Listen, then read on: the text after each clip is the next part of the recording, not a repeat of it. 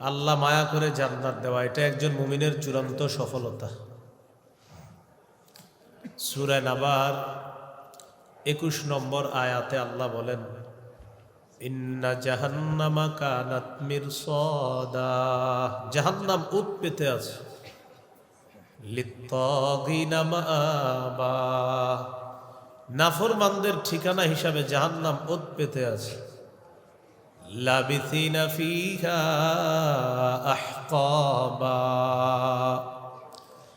সেথায় তারা যুগ যুগ ধরে অবস্থান করবে। লা ইয়াযুকুনা ফিহা বারদাও ওয়ালা শারাবা, জাহান্নামের মধ্যে তারা শীতল কোনো ঠান্ডা কিছু আস্বাদন করতে পারবে না। ইল্লা হামিমাও ওয়া গাসসাকা, ফুটন্ত গরম পানি আর পুজ রক্ত এগুলো তারা খাবে। জাহান্নামীরা খাবার চাইলে তাদেরকে দেওয়া হবে, লাআকিলুনা মিন শাজারিম মিন যাক্কুম, কাঁটাযুক্ত যাক্কুম তারা খাবে। ফামালিউনা মিনহাল বুতুন, এটার মাধ্যমে তারা তাদের পেট ভরবে। গলায় কাঁটাযুক্ত যাক্কুম আটকাইলে পানি চাবে, আল্লাহ তাআলা বলবে এদেরকে পানি দাও। সদিদু আহলিন নারি ওয়া কাইহু জাহান্নাম, জাহান্নামীদের রক্ত পুজগুলা একত্রিত করে এদেরকে পানি হিসাবে পান করতে দাও। আল্লাহ আমাদেরকে হেফাজত করেন। তো আল্লাহ তাআলা বলে দিলেন জাহান্নাম উৎ পেতে আছে।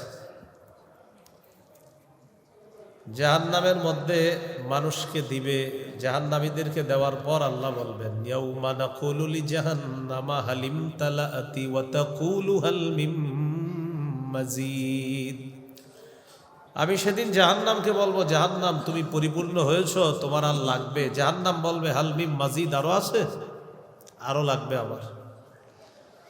তো এইভাবে জাহান্নাম তার হবে না, তার আরো লাগবে। তো আল্লাহ বললেন, ফামান যুহজিহা আনিন নার, যাকে জাহান্নাম থেকে মুক্ত করা হবে, দূরে রাখা হবে, ওয়া উদখিলাল জান্নাহ, এবং জান্নাতে প্রবেশ করানো হবে। উদ্দেশ্য হলো যাকে জাহান্নাম থেকে মুক্ত করা হয়ে, জাহান্নাম থেকে মুক্ত করা হয়ে জান্নাতে প্রবেশ করানো হয়েছে, জাহান্নাম থেকে দূরে রাখা হলো আর জান্নাতে প্রবেশ করিয়ে দেওয়া হলো, সে সফল হয়ে গেল। তো জাহান্নামে যাওয়ার মতো কাজগুলা না করা, যেমন সামনে রমজান মাস, রাসূলুল্লাহ সাল্লাল্লাহু আলাইহি সাল্লাম বলেন, রমজান এই রোজাগুলা জাহান্নাম থেকে মুক্তির জন্য ঢাল স্বরূপ। জাহান্নামের ঢাল স্বরূপ হলো রোজা। মালাম ইয়াখরিকহা, যতক্ষণ এই রোজাকে ছিদ্র না করা হবে। সাহাবীরা প্রশ্ন করলেন, রোজা নামক ঢাল ছিদ্র হয় কিভাবে? রাসূলুল্লাহ সাল্লাল্লাহু আলাইহি সাল্লাম বললেন, বিল কাযিবাতি ওয়াল গীবা, দুটি অপরাধের মাধ্যমে রোজা নামক ঢাল ছিদ্র হয়। 1 নাম্বার মিথ্যা কথা বলা, 2 নাম্বার গীবত করা। বলেন তো মিথ্যা আর গীবত কোন অঙ্গ দিয়ে হয়? জিহ্বা দিয়ে হয়, মুখ দিয়ে হয়। তাহলে কি শিখলাম? রমজান মাসে জিহ্বা নিয়ন্ত্রণ করা, এটাকে এলোমেলোভাবে ব্যবহার না করা। আল্লাহ হেফাজত করেন। তো জিহ্বার গুনাহ থেকে বাঁচার খুব চেষ্টা করা, এটা বেশিরভাগ মানুষকে জাহান্নামে নিবে। জিহ্বা, তিরমিজির হাদিস, 2406 নম্বর হাদিস, 2406। এক সাহাবী রাসূলুল্লাহ সাল্লাল্লাহু আলাইহি সাল্লামকে প্রশ্ন করলেন, মান নাজাতু ইয়া রাসূলুল্লাহ, ওগো আল্লাহর নবী, মুক্তির উপায় কি আপনার কাছে জানতে চাই। ফাকালা রাসূলুল্লাহ সাল্লাল্লাহু আলাইহি ওয়াসাল্লাম, নবীজি বললেন, মুক্তির অনেকগুলা উপায়ের মধ্যে উল্লেখযোগ্য 3টা উপায় তুমি মনে রাখবা। কয়টা? 1 নম্বর, আমসিক আলাইকা লিসানাক, জবান নিয়ন্ত্রণ করবা, জবান হেফাজত করবা। এটার মাধ্যমে অনেক গুনাহ সংগঠিত হয়। এই জবান মানুষকে বিপদগ্রস্ত করে, বিপদে ফেলে। জবান এমন বিপদ, এক কথায় পুরা জিন্দেগি শেষ করে দিবে, সাজানো সংসার তছনছ, এক কথা না। এর প্রমাণ নিকট অতীতে আমাদের দেশেও ঘটছে, এক কথায় সাজানো সংসার তছনছ। এজন্য জিহ্বা বড় বিপজ্জনক। তো নবী বললেন, 1 নাম্বার আমসিক আলাইকা লিসানাক, তুমি তোমার জবান নিয়ন্ত্রণ করো। 2 নাম্বার ওয়ালিয়াসাকা বাইতুকা, তোমার ঘর যেন তোমার জন্য প্রশস্ত হয়। চাকরি থেকে বাসায় ফিরছেন, 6টা 7টায় বাসায় আসার কথা, আপনি 10টা বেজে গেছে এখনো আসেন না। স্ত্রী ফোন করলো, আপনি কোথায়? আপনি জবাব দিলেন, বন্ধুদের সাথে আছি, আসতেছি। কেন? আপনি এতক্ষণ বন্ধুদের সাথে কি করবেন? এজন্য নবী বললেন, তোমার ঘর যেন তোমার থাকার জায়গা হয়, ঘর যেন প্রশস্ত হয়। ঘরে থাকবা, না হয় কাজে থাকবা, কাজ শেষ ঘরে থাকবা, ঘরের থেকে বের হবা, কাজে যাইবা, অন্য কোথাও আড্ডাবাজি করবা না। কেন? মা বাবা স্ত্রী সন্তানের সামনে আপনি যখন থাকবেন, গুনাহ করতে মন চাইলেও করতে পারবেন না। এজন্য নবী বললেন, মুক্তির 2 নাম্বার উপায়, বাসায় থাকবে, ঘরে থাকবে। আপনার স্ত্রী সন্তান আছে, বাহিরে আছেন, শয়তান খোঁচায়, একটু অন্য জায়গায় কথা বললে কি সমস্যা? কলেজ জীবনের বন্ধু, মেয়ে বন্ধুর সাথে একটু কথা বলো, সমস্যা কি? কিন্তু আপনি স্ত্রীর সামনে কিন্তু কথাটা বলবেন না, বিবির সামনে এই কথা বলবেন না। তার মানে বিবির সামনে আপনি থাকা, এই গুনাহ থেকে বেঁচে থাকা। সন্তানের সামনে আপনি হাজারো গুনাহ থেকে বেঁচে থাকবেন। মা বাবার সামনে আপনি হাজারো গুনাহ করতে পারবেন না চাইলেও। তাই নবী বললেন, মুক্তির 2 নাম্বার উপায়, বাসায় থাকো।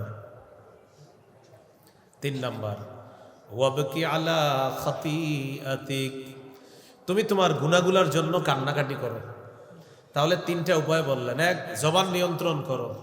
2 নাম্বার, তোমার ঘর যেন তোমার জন্য প্রশস্ত হয়। 3 নাম্বার, গুনাহের ব্যাপারে কান্নাকাটি করো। আল্লাহ আমাদেরকে জবান গুনাহ থেকে আমরা যেন বেঁচে থাকতে পারি, আল্লাহ তৌফিক দান করেন। তিরমিজির হাদিস, 2407 নম্বর হাদিস।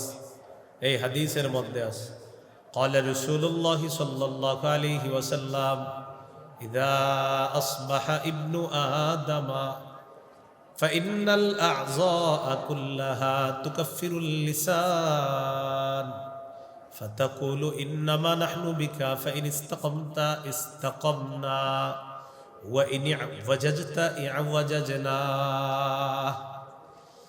আদম সন্তান যখন সকালবেলা ঘুম থেকে ওঠে, আদম সন্তানের সমস্ত অঙ্গ প্রত্যঙ্গগুলো জিহ্বাকে ডেকে বলে, ও জিহ্বা। পা জিহ্বাকে ডাক দেয়, হাত জিহ্বাকে ডাক দেয়, কান জিহ্বাকে ডাক দেয়, চোখ জিহ্বাকে ডাক দেয়, নাক জিহ্বাকে ডাক দিয়ে বলে, ও জিহ্বা, ইন্নামা নাহনু বিকা, আমরা কিন্তু তোমার অনুসারী।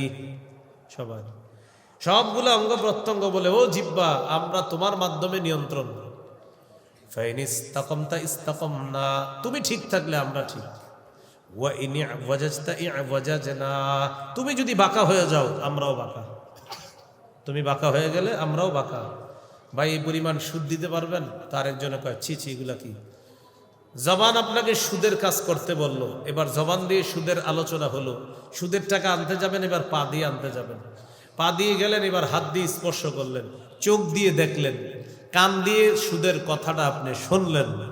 এই যে সুদের কাজ কারবারগুলো আপনি সেখানে করতে গেলেন, অঙ্গ প্রত্যঙ্গগুলো আপনাকে সকালে বলেছিল, ও জিহ্বা, আমরা তোমার দ্বারা নিয়ন্ত্রিত, তুমি সোজা থাকলে আমরা সোজা, তুমি বাঁকা হয়ে গেলে আমরা বাঁকা। এই জন্য নবীজি বলেছেন, জিহ্বার কারণে বেশিরভাগ মানুষ জাহান্নামে যায়। তাহলে আবার ফিরে আসি, রমজানের রোজা ছিদ্র হয় কয় অপরাধে? মিথ্যা বলা, গীবত করা। মিথ্যা গীবত কি দিয়ে হয়? জিহ্বা দিয়ে হয়। আল্লাহ জিহ্বার গুনাহ থেকে আমাদেরকে হেফাজত করেন। তিরমিজির হাদিস, 2408 নম্বর হাদিস। ক্বালা রাসূলুল্লাহ সাল্লাল্লাহু আলাইহি ওয়াসাল্লাম, মান ইয়াতাকাফফালু লি মা বাইনা লাহইহি ওয়া মা বাইনা রিজলাইহি আতাকাফফালু লাহু বিল জান্নাহ। কোন ব্যক্তি যদি 2টি অঙ্গের গুনাহ মুক্তির নিশ্চয়তা আমাকে দিয়ে দেয়, একটা হলো সে জবান দিয়ে গুনাহ করে নাই, আরেকটা হলো লজ্জাস্থান দিয়ে গুনাহ করে নাই। 2 চোয়ালের মাঝে তথা জবান দিয়ে সে গুনাহ না করার জিম্মাদার হয়ে গিয়েছে। আরেকটা হলো 2 রানের মাঝের লজ্জাস্থানের এই অঙ্গ দিয়ে সে গুনাহ না করার নিশ্চয়তা দিয়েছে নবীকে। নবী বলেন, আতাকাফফালু লাহু বিল জান্নাহ, আমি তাকে জান্নাতে নেওয়ার জিম্মাদার হয়ে যাব।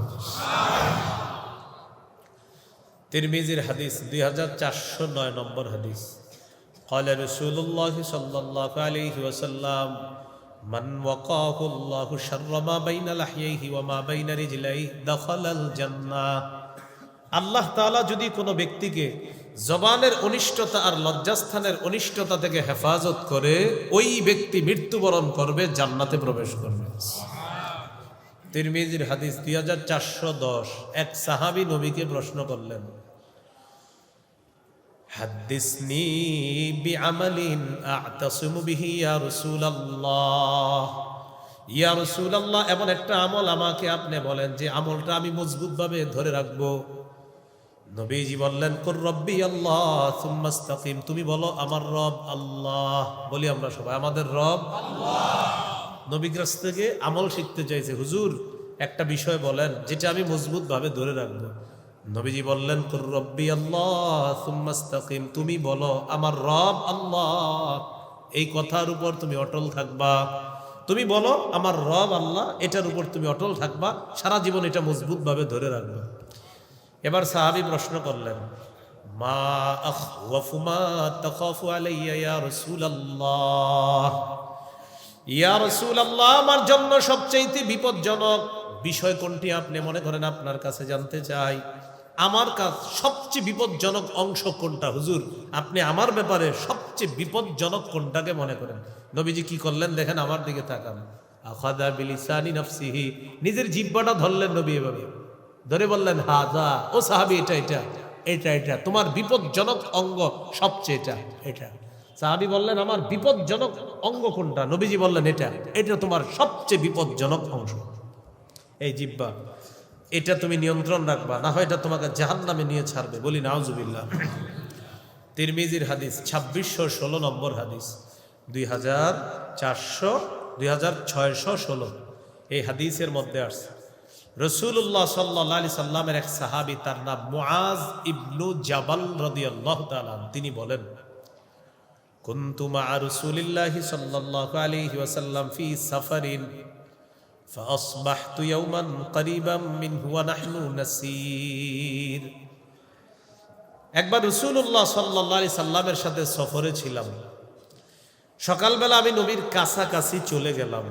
আমি নবীজিকে বললাম, আখবিরনি বিআমালিন ইউদখিলুনিল জান্নাতা ওয়া ইউবাঈদুনি মিনান নার। ওগো আল্লাহর নবী, আপনার কাছে আমি জানতে চাই এমন একটা আমলের বিষয়ে যেটা আমাকে জান্নাতে নিয়ে যাবে আর জাহান্নাম থেকে দূরে রাখবে, এমন কিছু ওয়াজ আপনি আমাকে করেন। তো রাসূল সাল্লাল্লাহু আলাইহি সাল্লাম ওয়াজগুলা কি করতেছে একটু শোনেন। এক নাম্বার, তা'বুদুল্লাহ লা তুশরিকু বিহি শাইআ।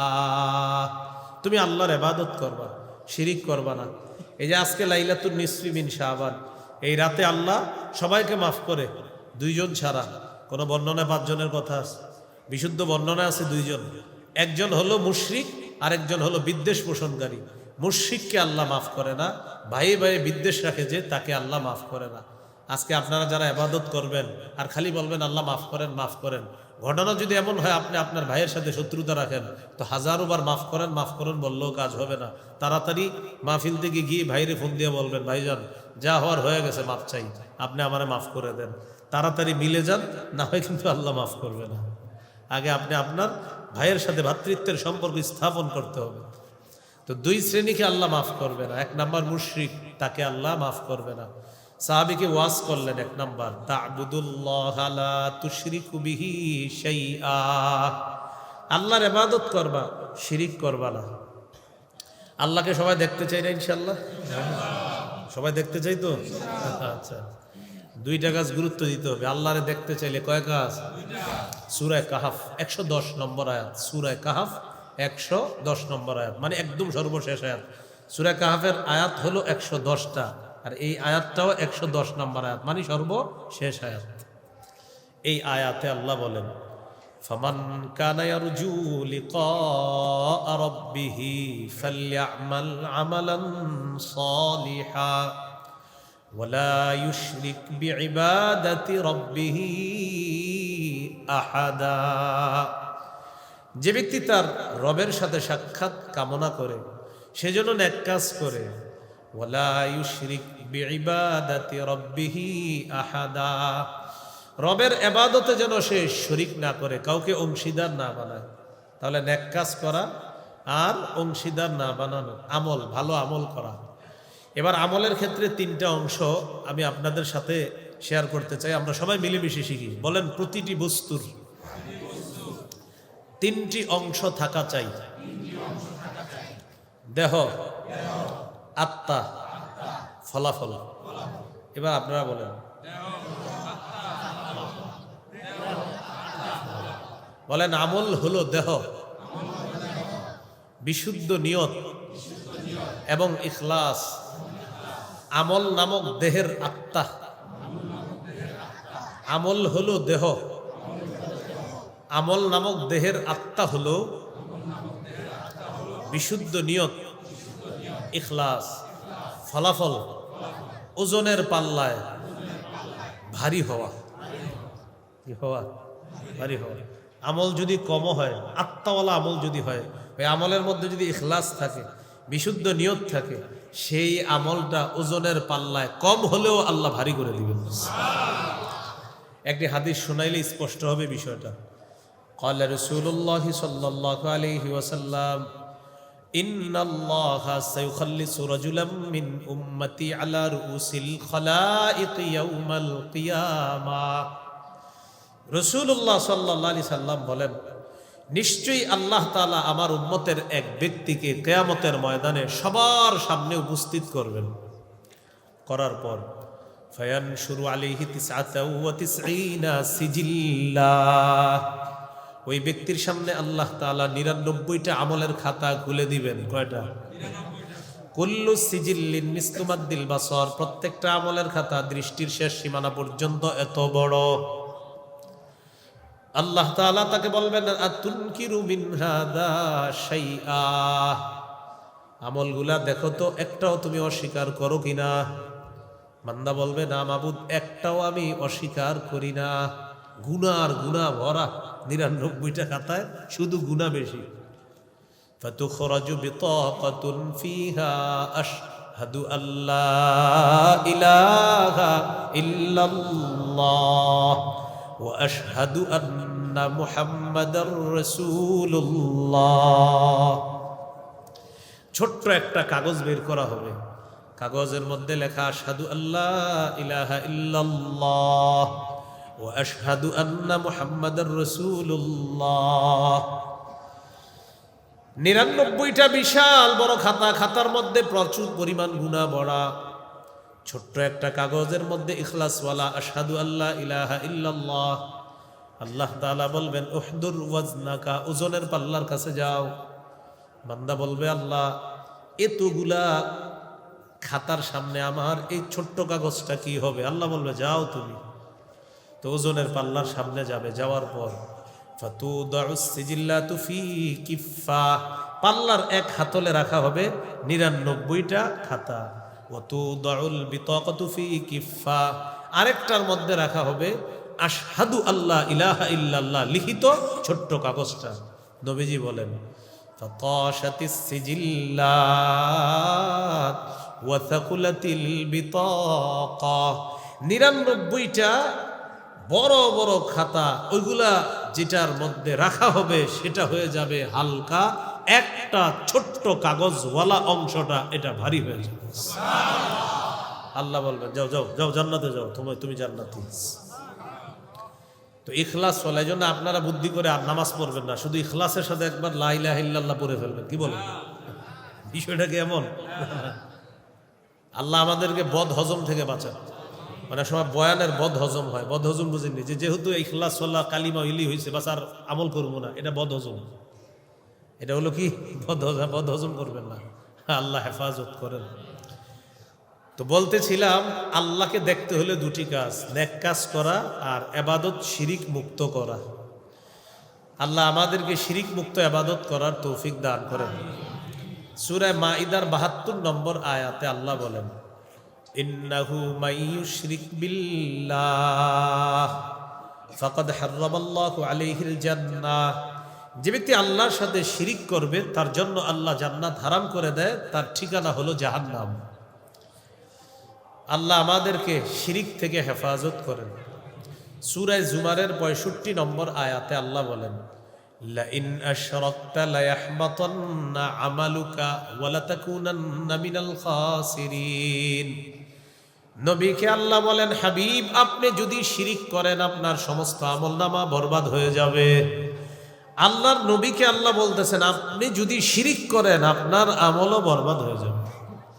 তাহলে শিরিক করা যাবে না। সহিহ বুখারীর বর্ণনা 6861 নম্বর হাদিস। এই হাদিসের মধ্যে আছে এক ব্যক্তি রাসূলুল্লাহ সাল্লাল্লাহু আলাইহি সাল্লামকে প্রশ্ন করলেন, আইয়ুয যামবি আকবারু ইনদাল্লাহি ইয়া রাসূলুল্লাহ, ইয়া রাসূলুল্লাহ আল্লাহর কাছে সবচেয়ে বড় পাপ কোনটি আপনার কাছে জানতে চাই। নবীজি বললেন, আনতা দু'আ লিল্লাহি নিদ্দান ওয়া হুয়া খালাকাকা, আল্লাহ তোমাকে সৃষ্টি করেছেন এই আল্লাহর সাথে সমকক্ষ নির্ধারণ করা, এটা সবচেয়ে বড় পাপ। আল্লাহ তোমাকে সৃষ্টি করেছেন, আল্লাহর সাথে সমকক্ষ নির্ধারণ করা সবচেয়ে বড় পাপ। ক্বালা সুম্মা আইয়ুন ইয়া রাসূলুল্লাহ, হুজুর এরপর সবচেয়ে বড় পাপ কোনটি? নবীজি বললেন, আনতা কতুলা ওয়ালাদাকা মাখাফাতা আইয়াতআমা মাআক, তোমার সন্তান তোমার খাদ্যে অংশগ্রহণ করবে এই ভয়ে সন্তান হত্যা করা। সন্তান তোমার খাদ্যে অংশগ্রহণ করবে এই ভয়ে সন্তান হত্যা করা। এরকম আসেনি হত্যা? হ্যাঁ, এক সন্তান হওয়ার পর 10 বছর আর সন্তান হয় না, হয় না না অন্য কিছু। সূরা আনআমের 151 নম্বর আয়াতে আল্লাহ বলেন, ওয়ালা তাকতুলু আওলাদাকুম মিন ইমলাক, দারিদ্রতার ভয়ে তোমরা তোমাদের সন্তান হত্যা করো না। সূরা বনী ইসরাঈলের 31 নম্বর আয়াতে আল্লাহ বলেন, ওয়ালা তাকতুলু আওলাদাকুম খাশিয়াতা ইমলাক, দারিদ্রতার ভয়ে তোমরা তোমাদের সন্তান হত্যা করো না। তাহলে 1 নাম্বার সবচেয়ে বড় পাপ বললেন শিরিক করা। 2 নাম্বার সবচেয়ে বড় পাপ বললেন দারিদ্রতার ভয়ে সন্তান হত্যা করা। ক্বালা সুম্মা আইয়ুন ইয়া রাসূলুল্লাহ, এরপর সবচেয়ে বড় পাপ কোনটি? নবীজি বললেন, আনতুজানি বিহালিলাতি জারিকা, তুমি তোমার প্রতিবেশীর স্ত্রীর সাথে ব্যভিচার করা এরপর সবচেয়ে বড় পাপ। আল্লাহ আমাদেরকে হেফাজত করে।